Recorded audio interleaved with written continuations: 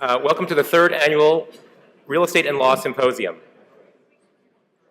My name is Robert Miller. I'm a real estate attorney in Walnut Creek in the East Bay.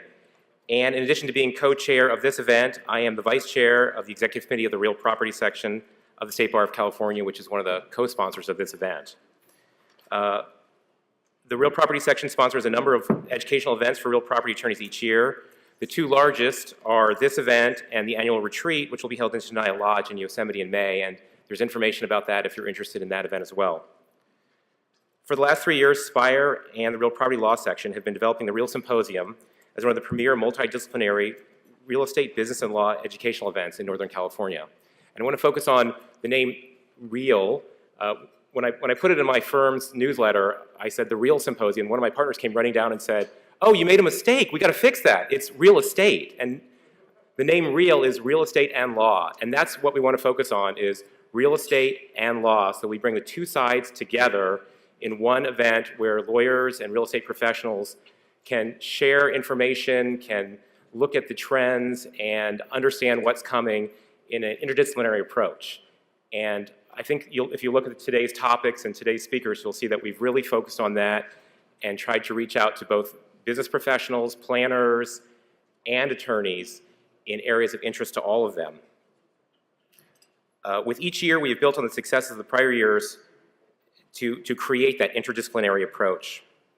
And I think it's why it's so significant that we're meeting here on the Stanford campus, which is in the heart of the most dynamic real estate market in the country.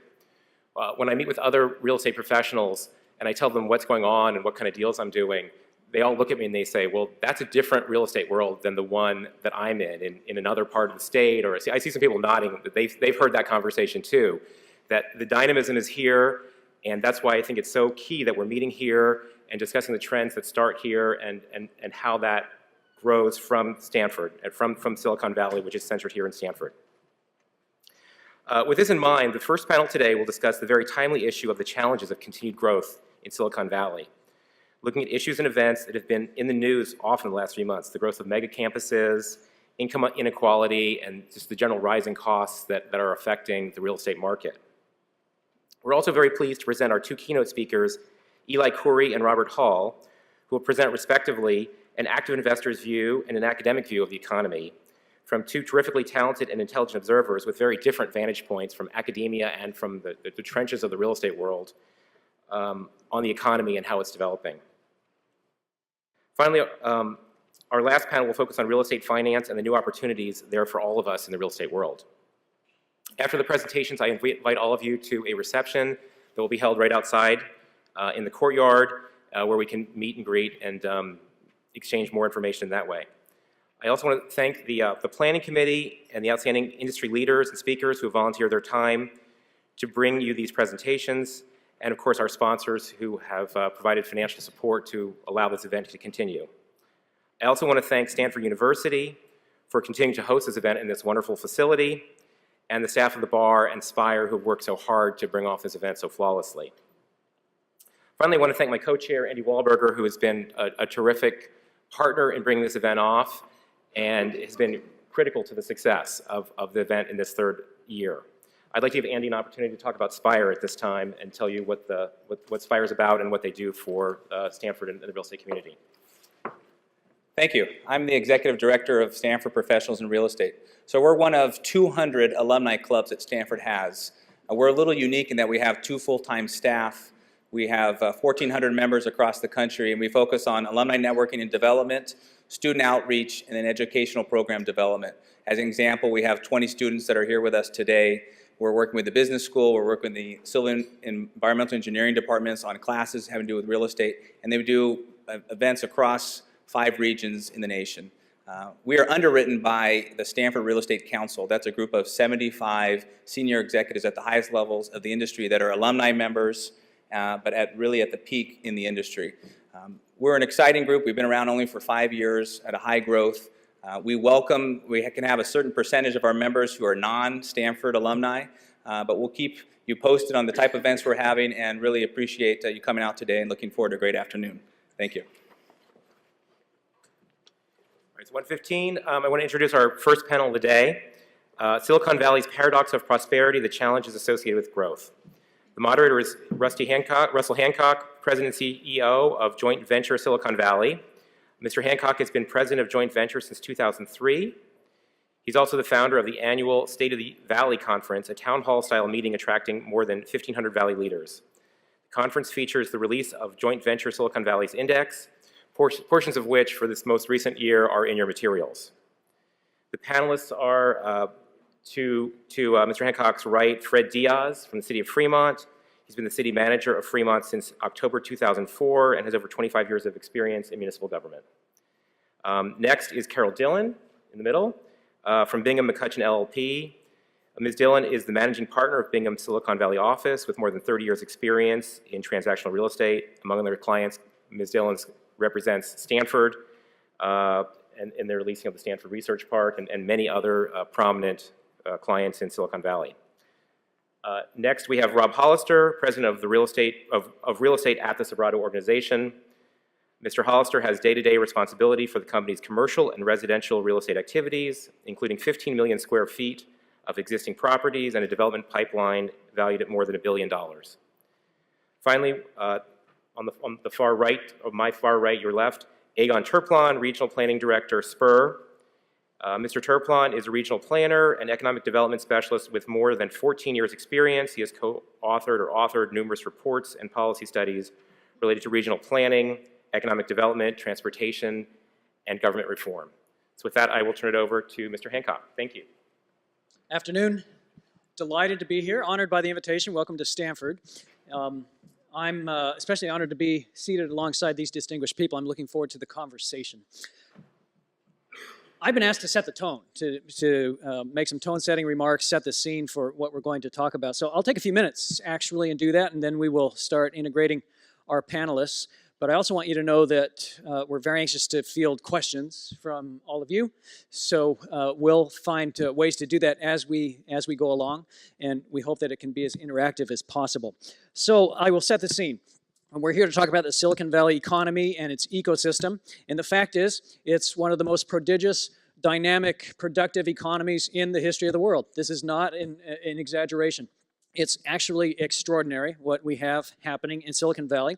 It's been happening for over 70 years, and it continues to happen. It fluctuates. We're a cycling economy. We experience boom, we experience bust, but we're currently experiencing a fairly robust boom, part of that cycle. And my take on this is that the economy's hotter, and it's about to get even hotter in all seriousness. And the reason I say that is because already we're firing on most of our cylinders, all kinds of job creation. We can review facts and figures. In fact, happy to do that. But what's interesting is what seems to be in the offing. And we see things like the Internet of Things, which is going to come online. And here's Silicon Valley and particular companies here perfectly poised to capitalize on that opportunity, which many analysts are saying is a multi-billion-dollar opportunity. So you have that lurking in the offing. You also have manufacturing, which is poised to make a comeback. Why would I say such a thing as that? Well, for a couple of reasons. One is you have interesting things coming online, like 3D printing. And like the IT intensity, which is now going into manufacturing, which makes Silicon Valley a logical place to be locating a lot of this activity. And in fact, we're seeing it in the solar sector and many other industries.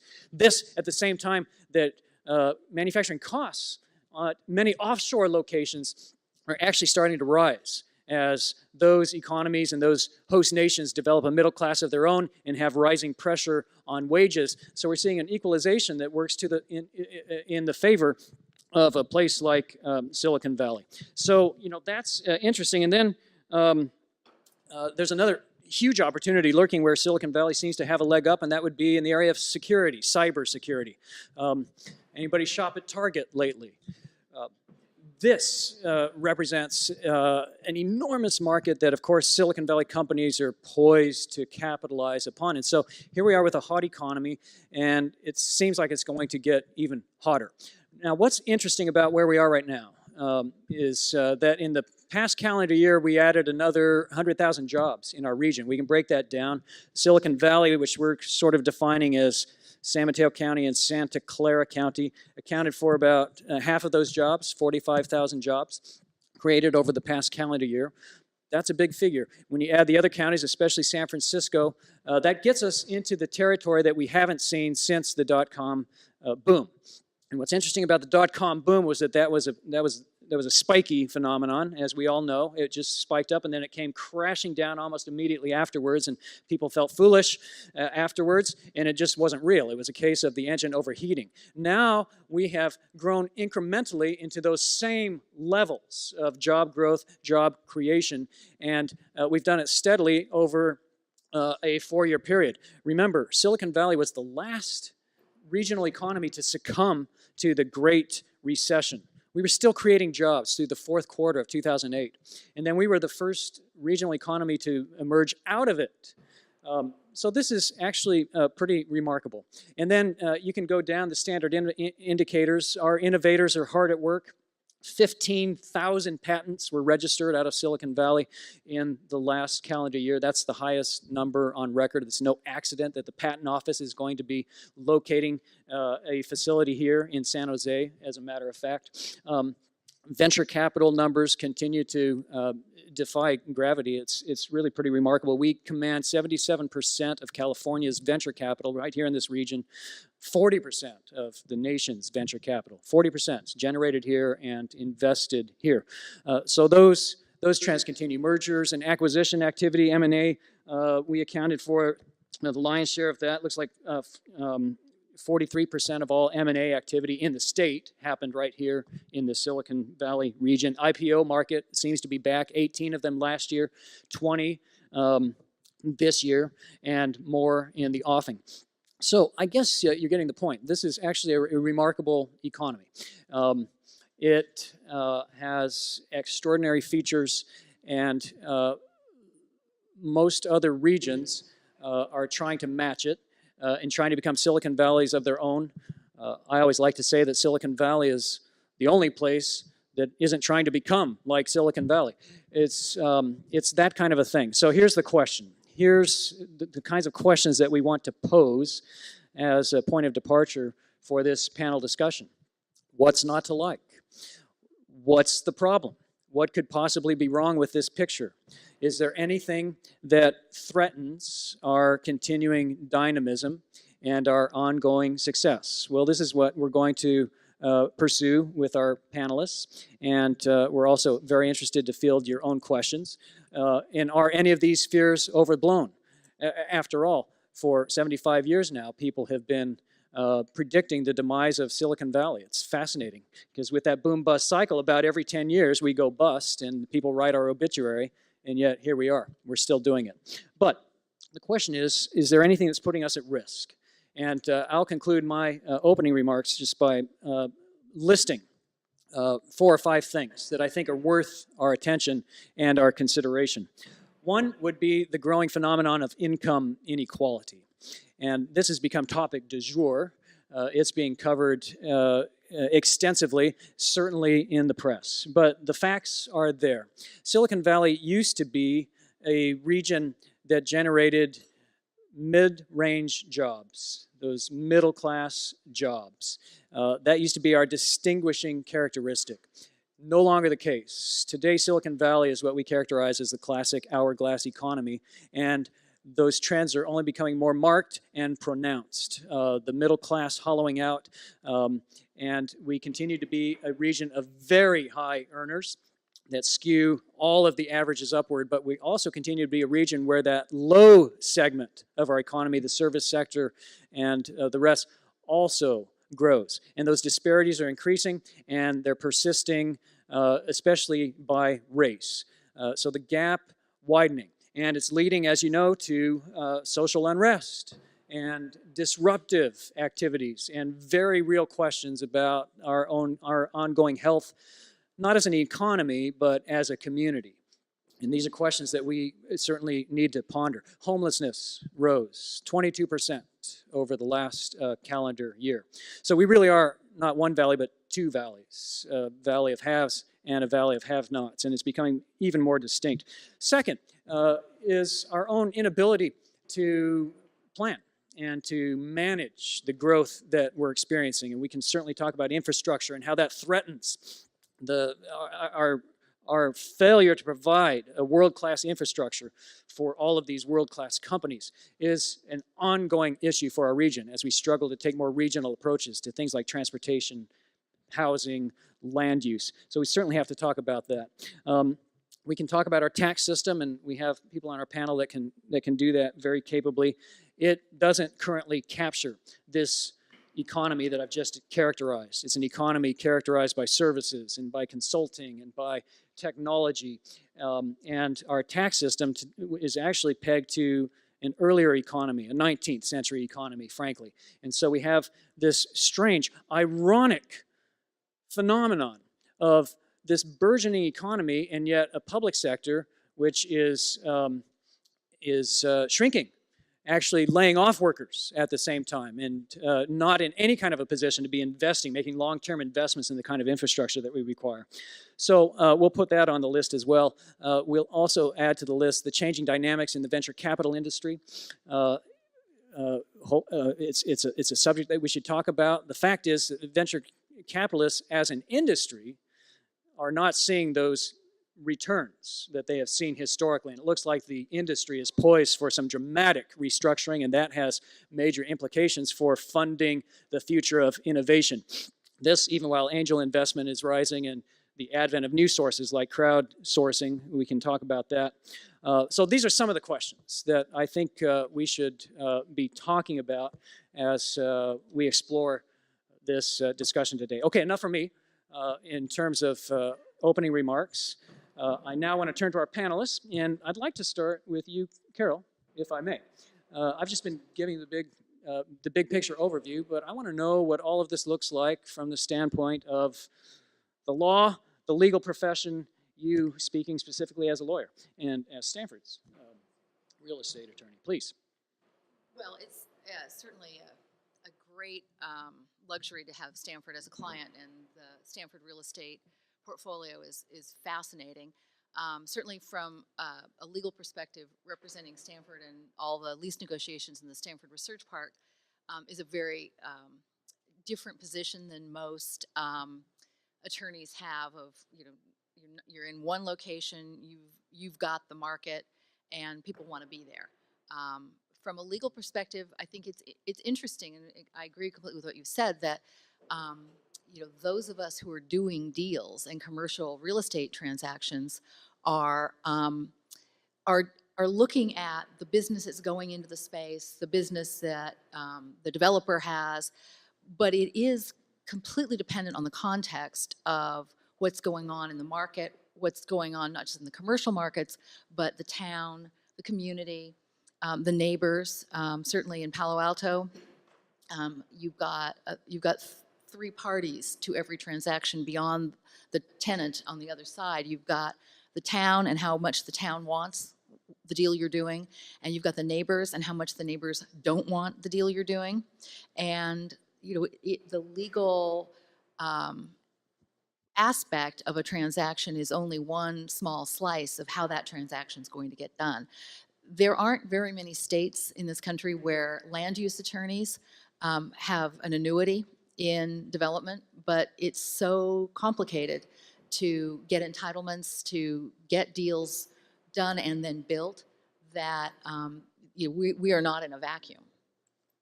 Thank you. We'll return to this, but I'd love to talk to you, Rob. You're with the Sobrato Companies.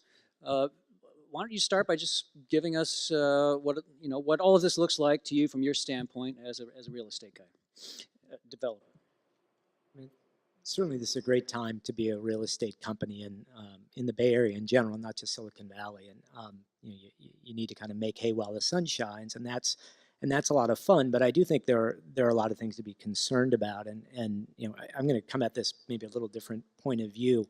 Please. One of the things that strikes me when we talk about the continuing prosperity of the area and the way the entire intro for this panel was set up is it talked about whether the growth and congestion of Silicon Valley was a challenge to its future prosperity. And I want to turn that around. I think the lack of growth is going to be the challenge to the prosperity of this area.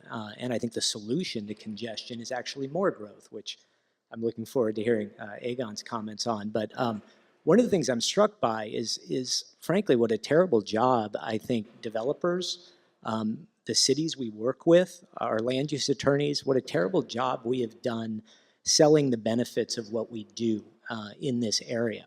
People see development as the problem, when in fact, I think without the development, you don't have the prosperity that we have. I think the challenges of housing affordability comes from a lack of development, not too much development.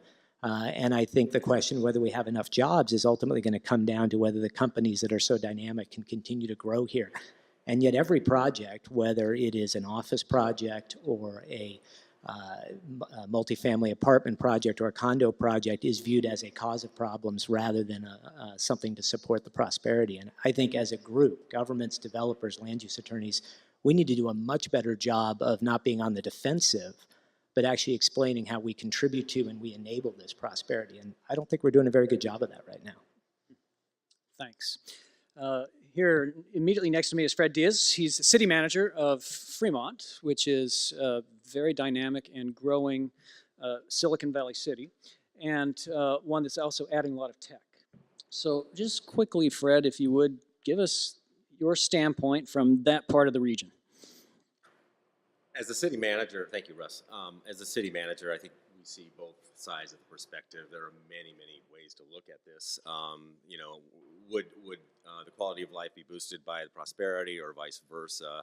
As the city manager, Fremont is very hungry. It has 850 acres adjacent to the new Warm Springs BART station. That is probably the Bay Area's first jobs-focused transit-oriented development. And it has been a labor of love to get there, but a lot of obstacles in the process. We're hungry to get more advanced manufacturing. We're trying to leverage the publicity that we've had from Tesla, even from Solyndra, which obviously was a dark moment in our history. We've had a lot, you know, NUMMI, but we're scrappy. We've reinvented ourselves, and we've also engaged in a long-term planning process for these 850 acres. So we want our share. We want to plan this right. We're willing to partner with the developers, the good developers like the Sobrato Group. We partner with the ones who aren't so good. We do battle with and tell them this is an extension of council vision. This fits a regional and very, very significant fix for the area. We're doing our part. We can't fix the whole problem, but if we do this right, we've created a development that's sustainable from a jobs standpoint, that brings people home and have those jobs in their backyard and makes a BART station really successful. On the other hand, as a city manager, you know, I see homeless people, you know, throughout my community, throughout the Silicon Valley and the Bay Area. It's very troubling. I think many of you may have read the article some months back about the VTA line running through Santa Clara Boulevard in San Jose, coming all the way out to Palo Alto. People just jumping on that line at night because it's the only 24-hour service. I mean, that really hit home. And we see that playing out in suburbia, which Fremont is. We struggle to become more urban, but we're going to inherit some of those problems. I have to write checks as the city manager for really basic things, calls for service for police departments. And we have a human services department. It is the sort of the conscience of our government, and yet, you know, it's beleaguered with issues. It's trying to be proactive, but it's doing so with a reduction of resources at the state and federal government. So it's really tough. We hang in there. We're tenacious, but we're seeing both sides of the problem, and it all fits under the umbrella of quality of life, I think, in Silicon Valley. Say something, Fred, about local government finance. Is this improving economy finally reaching the public sector, or is the lag still there? The lag is still there, and I'll take the expense side of the equation, Russ, by saying some cities, I think, knew what was coming. We saw the retirement and the post-retirement benefits, PERS, and what a significant cost that was out in the future, and we reacted to that. We reacted by cutting our organizations and doing as the private sector did, getting to a point where fiscal sustainability was something that was important for survival out in the future and quality services to our community. And other cities didn't. Other cities were mired in union politics. Other cities were subject to that lobby that if you don't vote our way as a union, No offense to anybody who's a union supporter and member out there, we will not support you as a political candidate. And I think we know the cities this plays out in. It didn't play out real well in Fremont. We have a good partnership with our unions. But I think a lot of those cities that didn't take an aggressive action are still paying the price. So I think that there's a lag because of their, they didn't mobilize as quickly as they should. Yeah, in Fremont we did, and there are many cities I think who are governed well who reacted accordingly.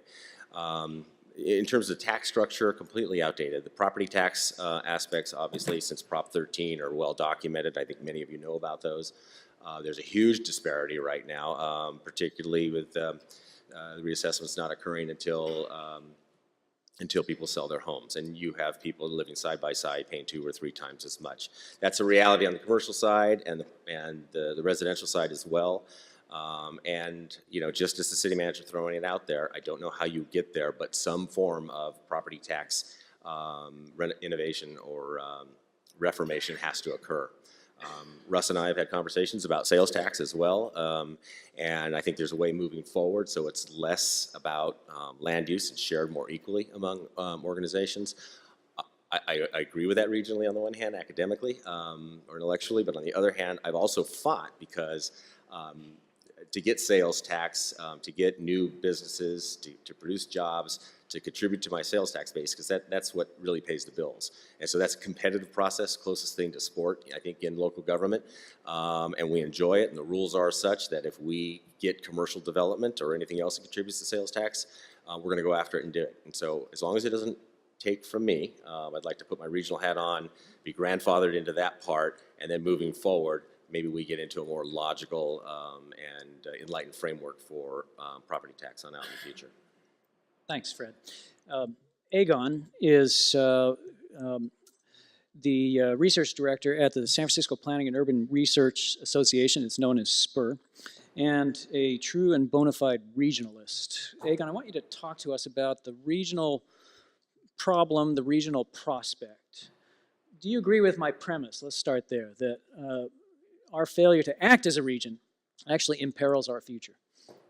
Well, maybe I'll start by saying, do I agree with your premise that I'm a bona fide regionalist, or maybe one of the few? And I think Russ is certainly one of those as well. Regionalism is not something that everyone embraces, because we live as residents of communities and jurisdictions and neighborhoods. And it's very hard to say, oh, I'm a resident of the Bay Area or Silicon Valley, which is an idea and a place, but not a physical place. It's sort of a state of mind. So as a starting point just there, I think thinking about the region is key, and it's extremely difficult, and I think the tax issue hits on it as a starting point.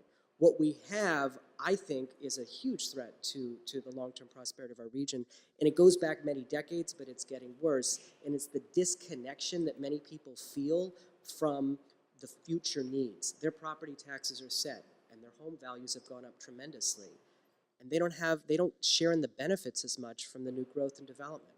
And so what we're seeing across the Bay Area right now is community after community rejecting growth and change, be it housing, less so with commercial development, but that certainly happens in a number of places because they don't see the benefits to themselves.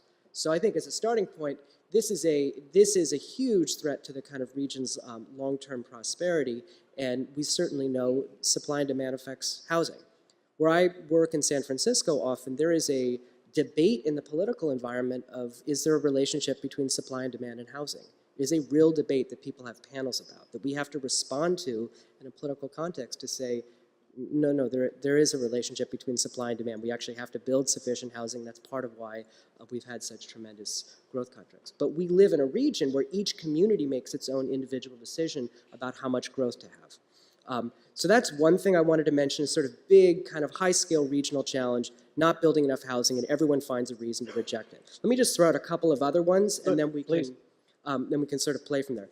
One of them, kind of the next piece of it, I think, is the location of where a lot of our workplaces have been. The historic pattern of Silicon Valley, by and large, has been relatively auto-oriented. So when you see a lot of job growth, you see a lot of congestion, because the places where work takes place, by and large, the only way to get there is on a freeway or another road to get you off the freeway to the actual campus. We are changing a little bit the direction we're going, but still the vast majority of work you need a car to get to. So in the long run, is that sustainable? No. It's not sustainable environmentally, and it's not sustainable economically because of a greater demand and interest in a kind of denser environments and the benefits from face-to-face interaction. So I think where we work and how we build workplaces is key. Two other things just to throw out there as other major long-term regional challenges. We have an incredibly fragmented regional transportation system. On the transit side, many of you, we've talked about this a lot, Russ has talked about this a lot, there are 27 different transit operators. Now, many of those are extremely small, but to get between much of our parts of our region, 40% of the Bay Area is crossing a county boundary every day. Yet most of our transit operators are just within one county.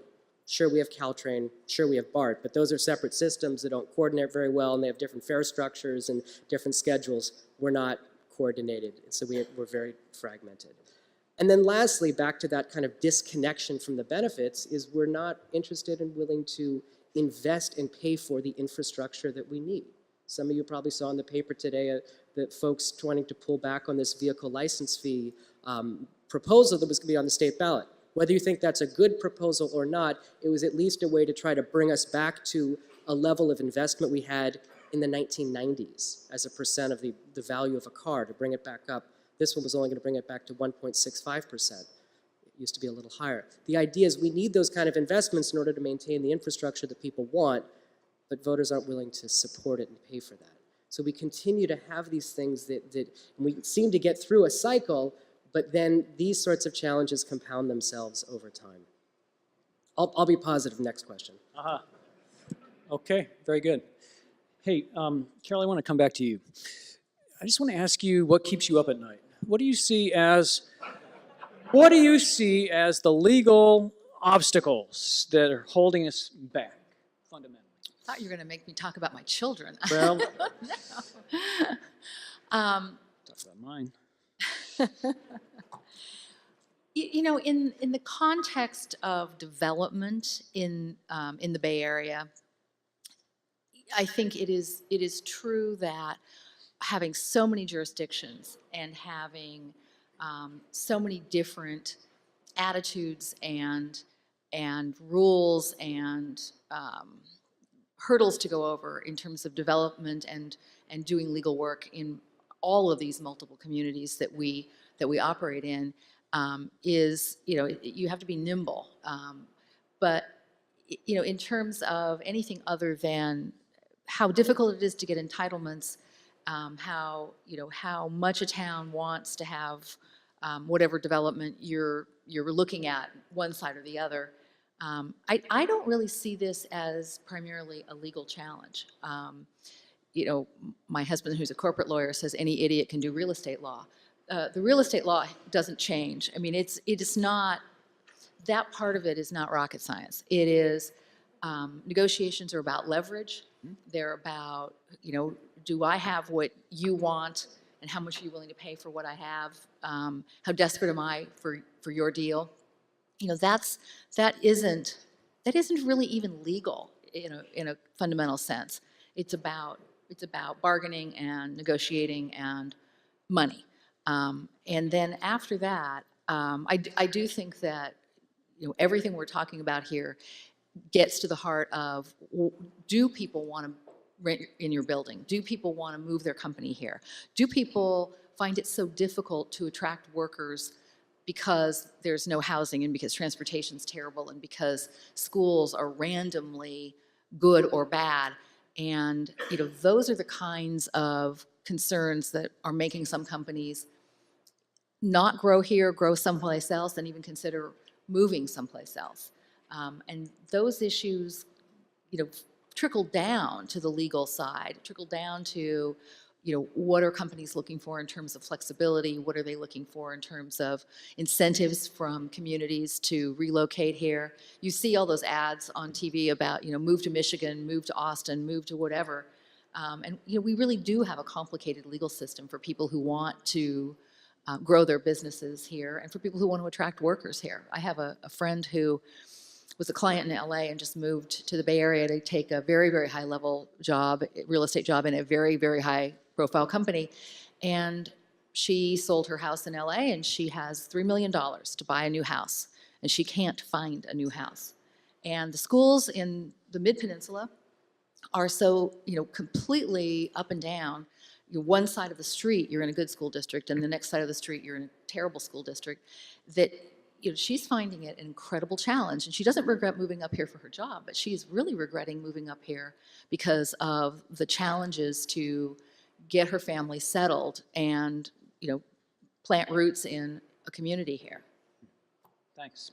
To our audience, I'm going to pose another question or two myself, but then we're really interested in your questions, so prepare yourselves. And it looks like there's microphones, and I think we also have members of the team who are willing to rove around and get the microphone right in front of your face. So we're looking forward to your contributions to this conversation as well. Hey, I want to ask you a question, Rob. The question is about the campus model.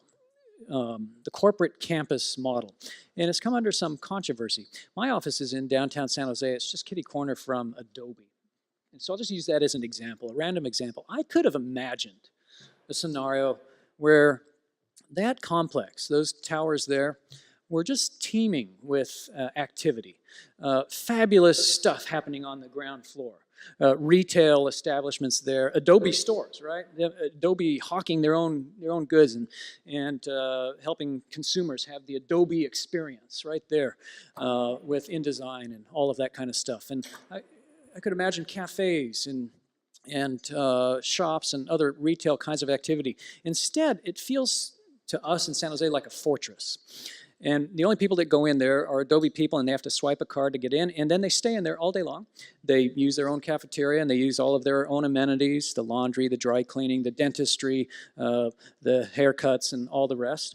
And so there's this sense that even though Adobe is located in downtown San Jose, it's not actually an asset to San Jose.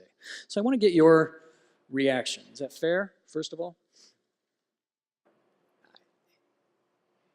Kind of put me on the spot with that one. I think it is fair when you think about it from an urban design point of view and creating vitality in the communities. I think Adobe's hardly the biggest example of that. I mean, I think there are much greater examples. Well, Facebook and Menlo Park is another. Menlo Park was so excited to get them, and then they realized, actually, this isn't redounding to our benefit. But I think the thing that gives me some hope that isn't going to be a problem long term is I actually think what Adobe's trying to do, what Apple's trying to do with their new campus, what Google's trying to do in Shoreline is actually quite similar to what's going on in South of Market in San Francisco. They're just coming at the same problem in two very different ways. They're trying to create great environments that very talented people want to be there. If you'd asked me the what keeps me awake at night question, I would have said the ability of our tenants to find the talent they need. You look at somebody like Apple, and if you just look at their growth over the last 5 or 10 years, this entire 2+ million square feet they're building is all growth. It's just based upon taking that growth rate out. They will have enough new employees to fill that without coming out of a single square foot anywhere else in the valley. My question is, where are they going to find the employees? Their business model may support that, but where are they going to find the employees when Google's trying to do the same thing? And this is very different than the dot-com era where we all wondered how these companies were ever going to make money. Now we have these companies making enormous amounts of money, and the question for the continued prosperity is where are they going to get the employees? And so why is Adobe doing that? Why is Apple doing that? Why is Google doing that? Why is South of Market teaming? It's all about providing an environment that these workers want to be in. The Apple, the Adobe, the Google model is one of, we're going to give you everything you need right here. Your cafeteria, your health club, your bicycles to get between buildings. In South of Market, it's about being in an urban environment where you get all the same things. They're just not all in your own real estate. And I think these two models converge because you need both. We need young, gazelle-like companies that are going to grow quickly, but they can't support all of these services. And then we need big cash cow companies like Apple and Google and those that are going to continue funding the growth. And so I have some hope that at the end of the day, the big companies will embrace more openness because they're trying to attract the employees, but there'll also be a place for those campuses for the companies that can actually create the critical mass on their own. Egon, you have thoughts on this? Yeah, I want to jump in. I mean, I think this is a really complicated question, something we've talked a lot about both in San Jose and San Francisco, and a couple of examples maybe to give. One of the challenges we're seeing in San Francisco with some of the technology companies is a few of the places there is an attempt, even if they're in multi-tenant buildings, to become a little bit more insular. So there's recent examples of some of the Google buildings. A few of the businesses that used to be public have now been turned inward for the Google employees. That's a troubling trend. Yet on the other hand, those buildings aren't self-parked individually, and many of the workers are arriving on transit and other means, so they're a pedestrian for part of the day. That's in contrast to Adobe.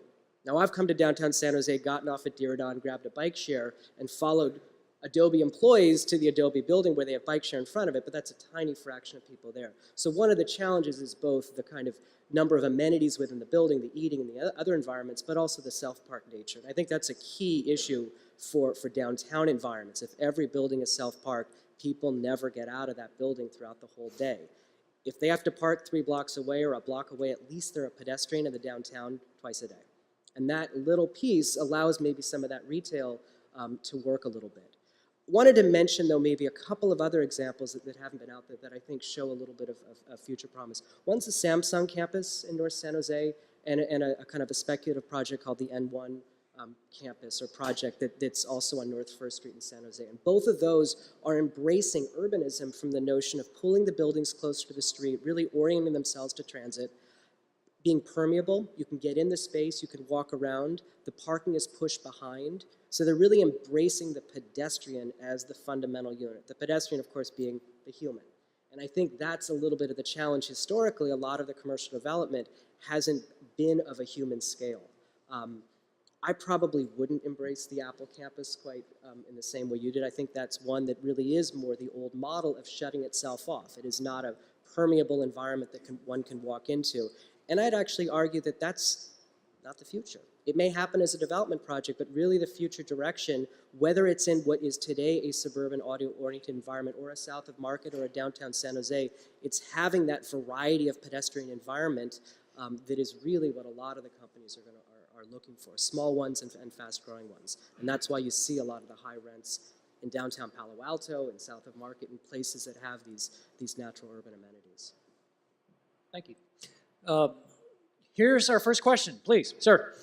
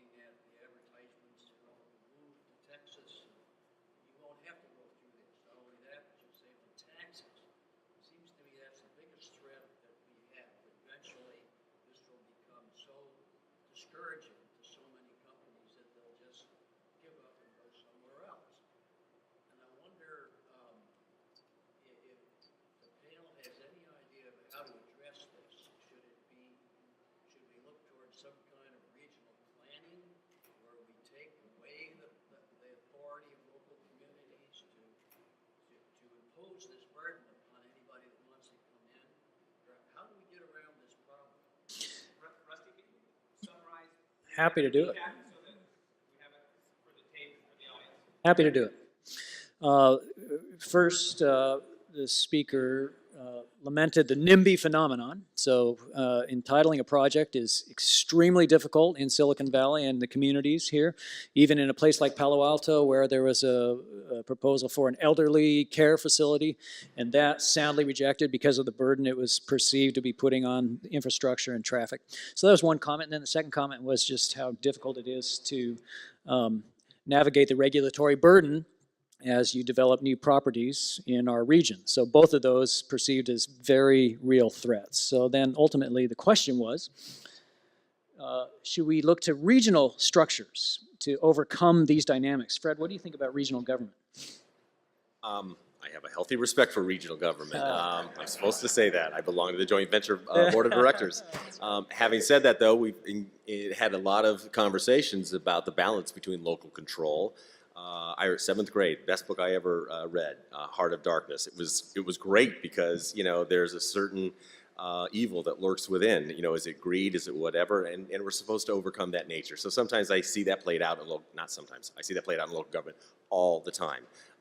Very intellectual sort of arguments about why it shouldn't be in my backyard. It should be over there. Of course, I understand affordable housing and the needs accordingly. And I'm just amazed at how intelligent people can really dilute themselves about not doing their share. So that being said, you know, that's the weakness, I think, of local control and the need, I think, for a regional overlay to make sure that some of these mandates fall can move through. Having said that, some cities work very well through that. Their NIMBY reactions can be overcome. It depends on the issue. It depends how tough. But right now, we're in the circulating environmental impact report on 4,000 homes and millions of square feet of commercial development in probably the largest single swath of open land in Fremont where the new BART station's going. And it met a ton of opposition.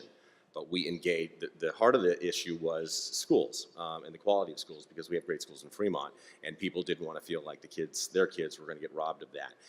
We did significant community outreach, which in and of itself, you know, they have symposiums on effective outreach, and you find out what the issue is. We engaged the school district, that they became a partner in it.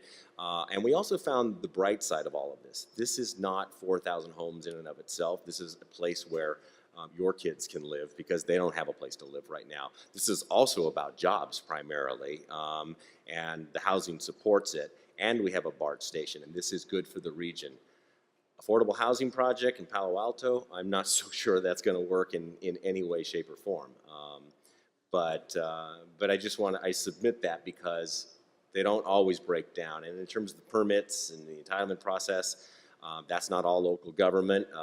One could say that is regional government.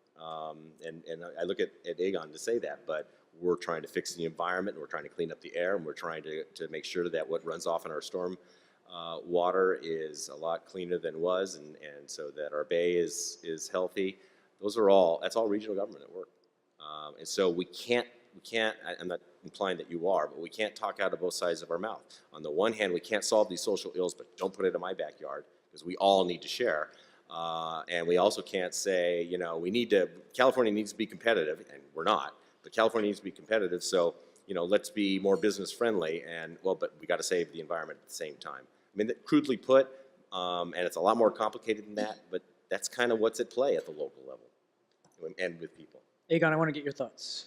Well, I want to jump in on a piece of it, which is that you asked about local land use control and moving to regional land use control, and that's been talked about and proposed, but it's a really difficult step. And I'm going to propose something that we're, I think, in the midst of right now that's an interim step, which is simply to say, to try to tie some transportation or infrastructure spending money to the decisions that are made locally. For example, the Metropolitan Transportation Commission. How many people have heard of MTC? A lot of you, but not everyone, and that is the agency that has the bulk of the federal and state transportation funding that goes out to local streets and roads and goes out a lot of the transit systems. There are agencies at the county level that control a bunch of that money, but they cobble it together and put together a regional plan. They have a new project or program that's trying to tie some of that local funding to whether or not your community is supportive of growth. Supportive of growth in line with a regional plan. We adopted a regional plan last year called Plan Bay Area. It was controversial in some places.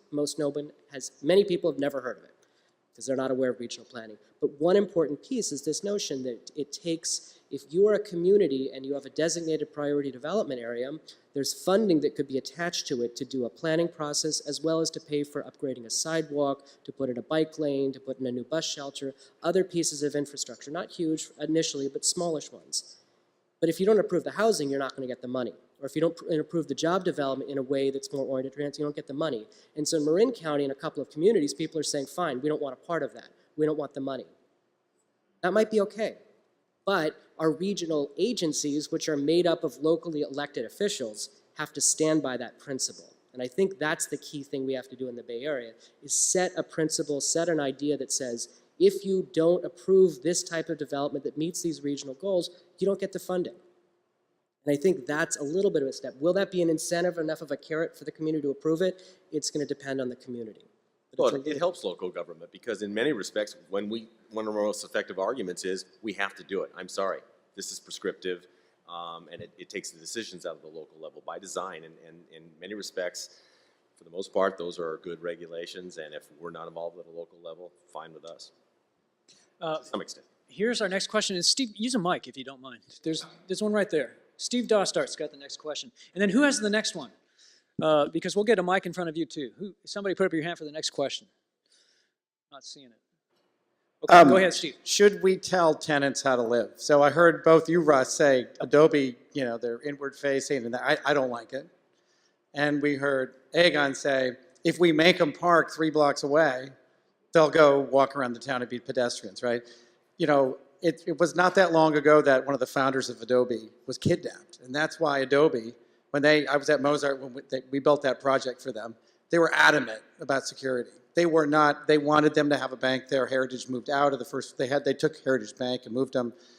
And the town wanted retail, and Adobe said, over our dead body, no way.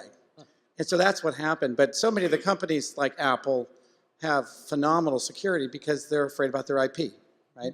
And so I think it's a very fine line between having urban goals and your beautiful downtowns and the businesses are flush with customers, and then how far do we go in telling a company how to live? Like you can't have your own employee cafeteria. You have to go out to the neighborhood for lunch. That's just a question for you guys. It's an insightful comment, and I appreciate it. Any comment? I think there's a difference between the company and the building. So I think it's very much in the realm of local government to make some requests about what the building does, and that retail space doesn't have to be permeable into the company, right? Because companies can come and go, but that building is going to be there for 100 years. Just maybe 2 other examples, one that didn't happen and one that is. When Salesforce was proposing their campus in Mission Bay, one of their concepts was to actually have a cafeteria that the employees could come into from one side, but the public could come and spend money in as well. So it became a place that would be shared use. Now, Salesforce clearly has their own IP concerns, but they felt it important to have a space that would be public-facing as part of that. It's kind of an in-between idea.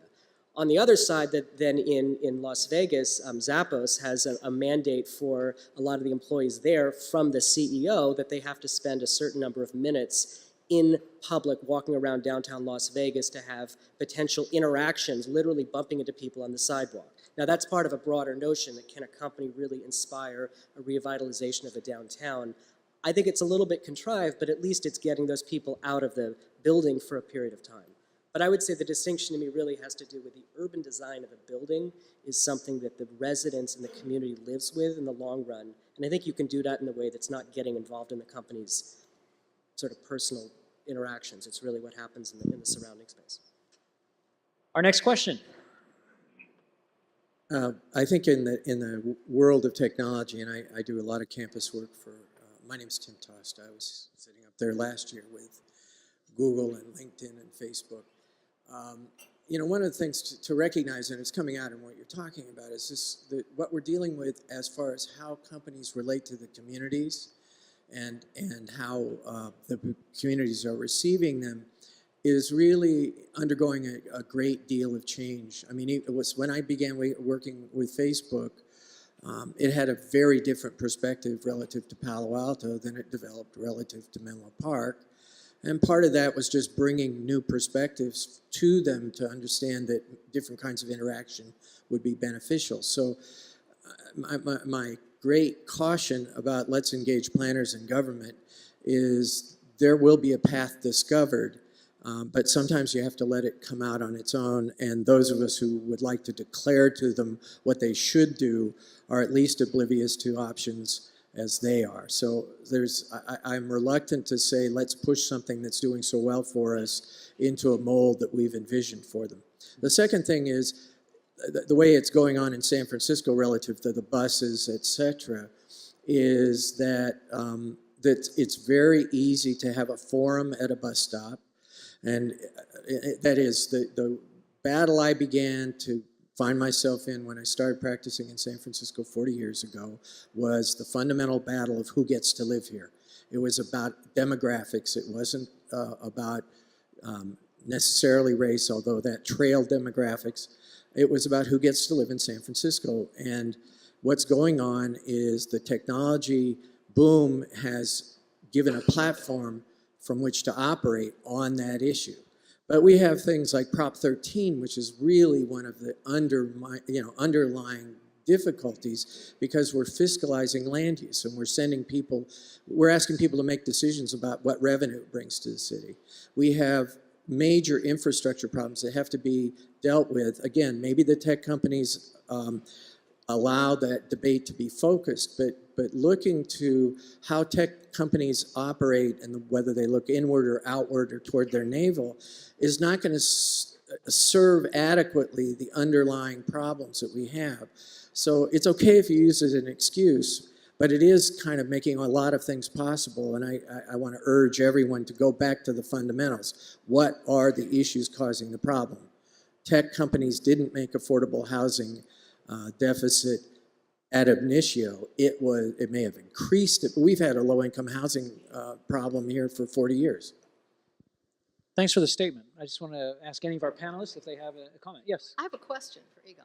Go, Carol, because please. nobody's really addressed this, and in Please terms do. of what you've been talking about, it seems to me that in the quality of life and the quality of community question, the idea of all these hundreds of tech workers maybe buying a Starbucks and then getting on the Google bus and then coming down and being isolated on a campus and staying there late in the night and then coming back up and maybe going to a bar, it has a terrible impact on all communities. You know, both communities that are touched by it. And we haven't talked about that. I mean, I live in a neighborhood in San Francisco in an apartment building with Google employees and shuttle buses going around all the time. I mean, I think that yes, people are gone long hours a day, but they could be gone long hours a day working in downtown San Francisco, working elsewhere.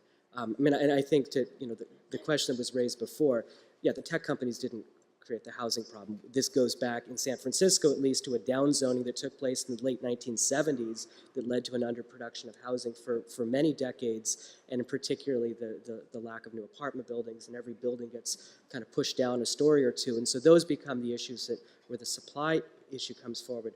From the community perspective, I think that is what you're seeing in part of the backlash, though, is this cultural moment, particularly amongst some of the writers who have a kind of bohemian sensibility about San Francisco and their presence in it, and might be hanging around the neighborhood during the day. And they're a part of it, and they're sitting in the cafe, and those people aren't there. So come 6 p.m., they see these gleaming buses going through, and there is that reaction. I personally think that it's a misunderstanding of a broader trend, and the demographic point is also a political one in San Francisco, just at sort of on a micro level of kind of who votes and who wins and who's in office is a piece of it.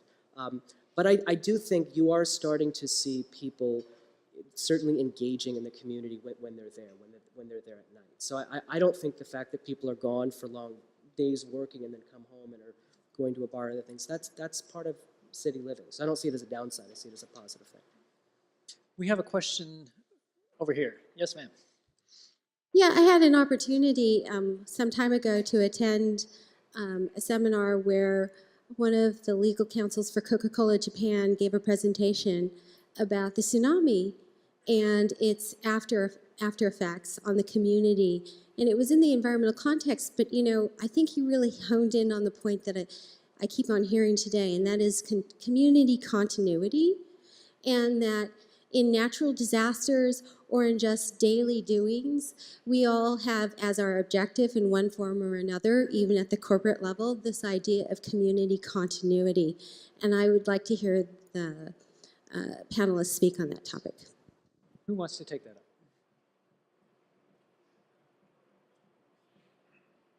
I'll jump in. Thanks, Fred.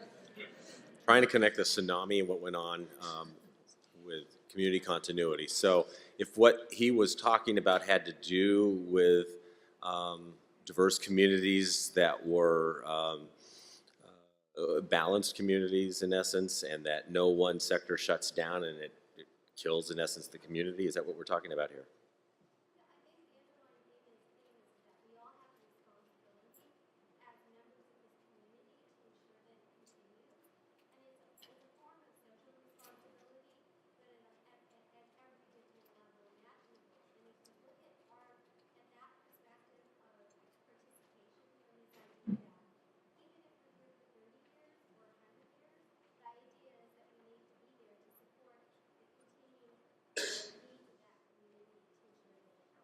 Well, I think that people rise to the occasion when it's obvious to them that people are going through real hardships, and you know, we give and we help and we do what we can when we perceive it's a real hardship. But in the context of community and political, what people would call political issues, affordable housing, it's a political issue. It's not one of my social conscience. You know, I'm trying to protect what's right here is I'm trying to protect my quality of life, my children, my schools, everything that I've invested in. They don't necessarily see that as a social responsibility issue. So I'm agreeing with you. I'm not arguing by any stretch of the imagination. The heart of the matter is people sharing, I think, in the burden from a regional perspective in working through the problems that we need to. And I think that really gets to it. It's kind of what I was alluding to in the earlier part of my conversation. I am both a pragmatist, a bit of a cynic, but in the end an idealist, and I chose city management to make a difference in the community and not to go with the conventional wisdom, the NIMBY reality. There have been a lot of times in my career, I don't know if I put my job on the line per se as much as I have led, and I've led with a great city council, and we have made those decisions so that they're not afraid of the flack that they get, that they're willing to take their regional housing needs seriously before many communities did, and that they will stand for a transit-oriented development that they think will make a significant difference, not just for Fremont as an opportunity, but for the entire region. So it fundamentally gets down to leadership. And I think there's obviously a lack of that when I connect it to Washington and to Sacramento. People aren't engaged, their term limits, all of those things, I think, get in the way of effective leadership at the governance level. And too many people just wanting, all they care about is getting reelected. And that is a political reality, but there are rules, I think, in place right now that make it difficult. Not to mention people just out on the strata of ideology at this point, and the gridlock we get in Washington and Sacramento accordingly. So yeah, I'm getting to a preachy part, but this is kind of a subjective question, and that's the best answer I can give you. Thanks, Fred. Andy. Russ, this question is for Rob. Just in the last year, you've taken over the helm of the Sobrato organization in the real estate, and so you likely have one eye on your existing portfolio of your built space, another eye on your development pipeline.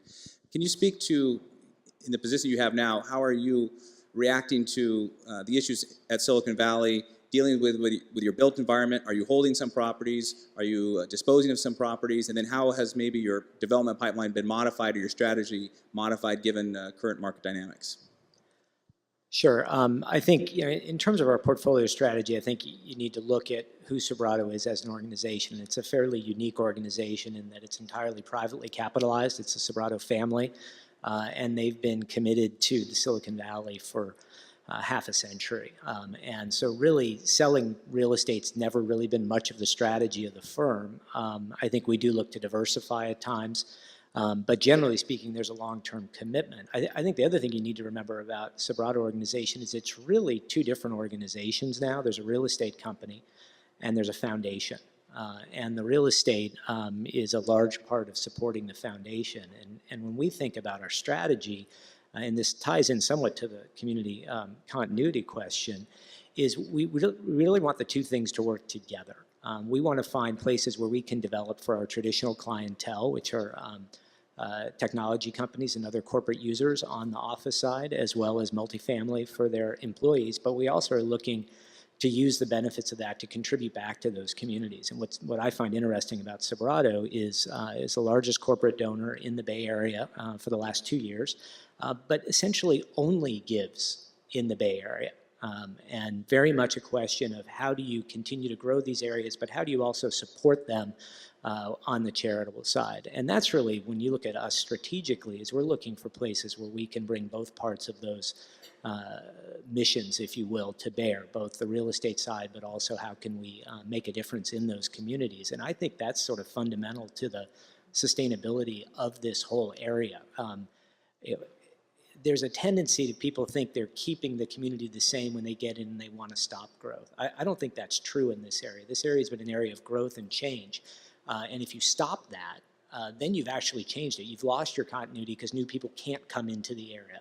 The young person cannot buy a home in Palo Alto anymore. And I think what we'd like to see is to support the people who maybe get priced out through education initiatives to get better jobs, through affordable housing initiatives, but at the same time see enough growth to support what's always made this a dynamic area in the first place. If you cut off that growth, then you're going to lose the continuity. It's not going to be the same place it's been for the last 70 years. Hey, Rob, do you have projects in San Francisco? We do have one project in San Francisco, yes. Just curious, are you seeing that as a growth area for the firm? We do. Silicon Valley as a term, I think, is a very elastic one, and what it refers to is kind of depends on who you're talking to on any given time. But certainly there's an increasing connection between our traditional markets in Silicon Valley and San Francisco. Our largest tenant in our San Francisco project is Cisco. So traditionally it's seen as a San Jose company. We see that connection there, absolutely. And frankly, we think the Google bus solution, if you will, is not the most sustainable one, and that there'll be a growing footprint in San Francisco for the kind of traditional clients we've had in the Valley. Can you compare and contrast a project in San Francisco with a project down here in the traditional Silicon Valley? Physically, entitlements? Yeah, I'm talking about entitlements, process, regulation, hurdles, community involvement and acceptance, all of that. Surprisingly, and John may not agree with me here, but surprisingly, I think in many ways San Francisco is easier than some of the communities down here. San Francisco has an organized anti-growth movement, if you will, but they also have a big planning department that is laying out plans trying to go into the future. They don't always get approved, but sometimes they do, whether that's south of Market, the planning that's going on there, the Mission Bay area, which is where our project is.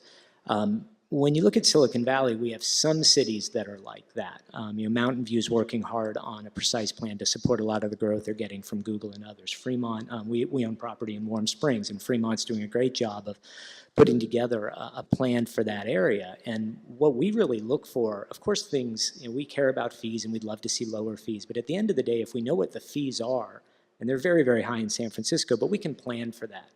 It's unpredictability that is the biggest difference that I see. And San Francisco is relatively predictable. Cities in the Valley that go through the planning at a citywide or even a region in the city level make our lives a lot easier. They do the environmental impact report. They think about what the density is going to be. All of the opposition tends to happen at that point, but it's easier to overcome when you're talking about a broad vision like Warm Springs. Then you get other cities that I won't name that essentially have adopted spot zoning. Their general plan doesn't match their zoning. You essentially cannot develop without getting a project-specific approval. It's that lack of predictability that makes our job really different. And surprisingly, in the right areas in San Francisco, there is some predictability. In terms of the actual projects, I think there are enormous differences in what's happening in San Francisco and what's happening in the Valley. And a lot of that comes to the types of firms. You generally have the more creative aspects of the technology companies in San Francisco, and then you have the motherships down here, and I think the nature of the projects reflect that. Please. Thank you. Russell, you touched on the issues of solvency at the municipality level, and Carol, you touched on the issues with schools and funding and finding sites for schools and then finding the funding to build them. So with those problems, why do residents around here tolerate vacancies and fallow land for as long as they do? I just really don't understand it. I moved to Menlo Park and there is so much vacancy and so much fallow land and so much inactivity that I'm frankly not particularly interested in living there anymore, because I want a vibrant downtown and I want ability to spend money in Menlo Park, and it's becoming more difficult with the state of play. Now I suspect it's traffic and it's the complaints about congestion and cars on the road, but then if that's the case, how come we don't see more of a joint effort towards solving regional transportation problems and improving Caltrain and improving the frequency of bullet trains? It's too contradictory for me to come up with a theory, and I'm wondering if anybody has a thesis around why we allow fallow land as long as we do. It's a really nice question. And I see you on the edge Laughing. of your chair, Carol. You see me laughing because I live in Menlo Park too. Right. And I could say that, it's hard for people who live in Menlo Park to understand why the residents of Menlo Park prefer all of the dead car dealerships that go down the entire length of El Camino from the Palo Alto border. It is baffling. And I do think what I said the very first comment is that if local jurisdictions, and Stanford, and Tiffany is the director of the research park, so she is my client.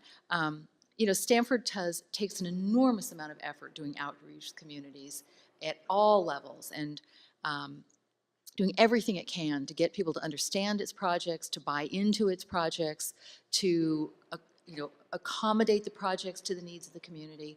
But there are a lot of locally elected officials who are so frightened of people who are terrified of one more car, are terrified of, you know, the need for affordable housing if the business is going to have lower level workers, are really just are so terrified of change. And you said it, you have to have change, you have to have growth. The community will stagnate, and the dead car dealerships in Menlo Park are a travesty, and it's, you know, that's revenue to the city that's not coming in because they are paralyzed by opposition. And that's bad management. It's bad governmental management that you can't get your community around the need for the kinds of developments that will keep your community vibrant and will provide money for all of the good things that everybody wants in their small communities. It's, you know, it's crazy. I want to hear what a city manager says about these prolonged vacancies. It's not crazy. Well, I was talking about a lack of leadership and conviction, and so you're hitting the nail right on the head. It's just a human quality, and again, a lot of the rules need to be changed, I think, for politicians to feel more secure. I will tell you this, that those abandoned car dealers in Menlo Park, when the community comes together, they will agree, that will be the last time that they agree. They will agree something needs to be done. That's the last time they will, because from that moment forward, how many people live in Menlo Park? With 30,000, something like that? You're going to have 30,000 different opinions. How to get there from here? Is there a way? Absolutely.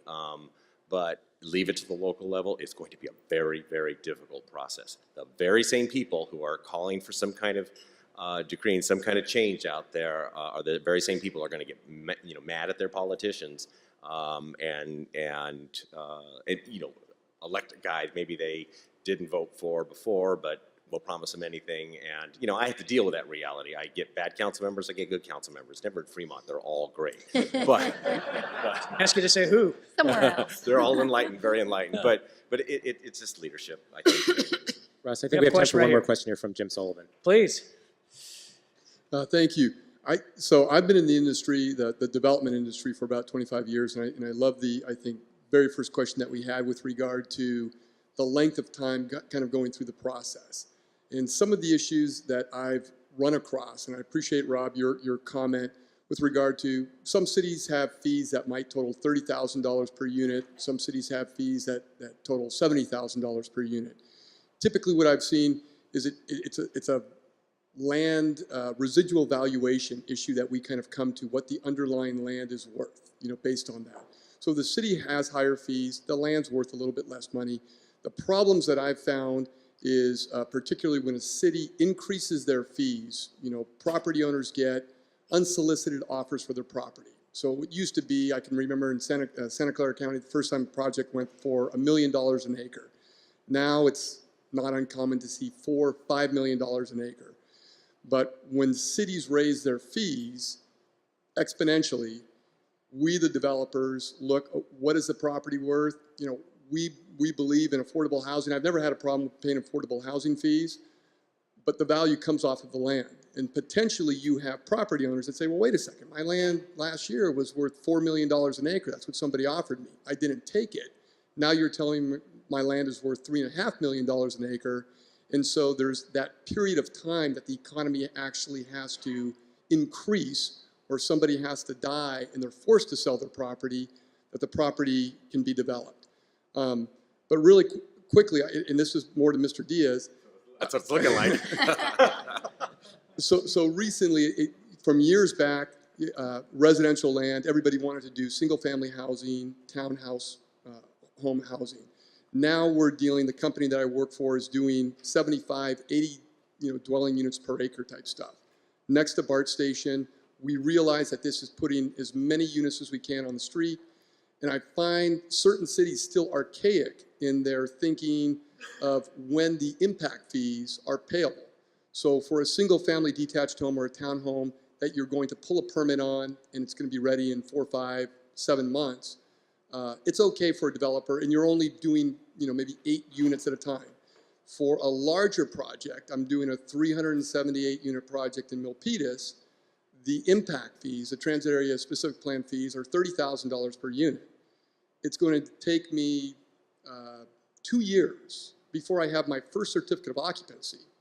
And so is there, I think that it has to be a joint effort between the cities and the developers to say, look, we want to build this, but the financial model has to be correct in order for it to do that. So I'd just like to know kind of what you're doing. Well, I mean, it really comes down to your fee studies being up to date.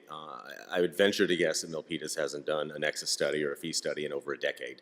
And so what you're describing is really an outcrop of that in and of itself. So we're suffering a little bit from that, but we about 6 months, 9 months ago, started our fee study. It takes a long time to get through that process. Outreach involved, a lot of legal tests associated with the nexus between the fee you're charging and what developers ought to pay, and what you're trying to mitigate in the process. So it's critical in terms of running a good shop and having good planners and having good engineers who can solve problems, creating a culture that is proactive and not trying to take another bite of the apple every time, oh, we have a new developer here, we can torture them to death. I mean, that really is a culture that needs to be changed in many respects. And then there's just the business side of it. And I think doing a nexus study relative to impact fees are just part of, and staying on top of that, it's just part of running a good city and a good community development department. So, but what you're saying is the land uses have changed over the course of time so quickly, the density particularly, that it bears nearly no nexus to the fees that are being charged, and exponentially you're paying more than you should. They're based on single family homes. And so I think in the future, and most fee studies will take that into account and be sensitive to that. I know that that's what many issues, but that's one of them that we're looking at. So come to Fremont and we'll give you a deal.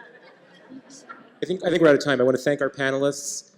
We have a small token gift for you, and we're going to take a short break for about 10 minutes. And so we're going to take a break outside. There's some refreshments. And Ladies and gentlemen, thank you very much. Thanks especially for the wonderful questions that you sent to our panelists.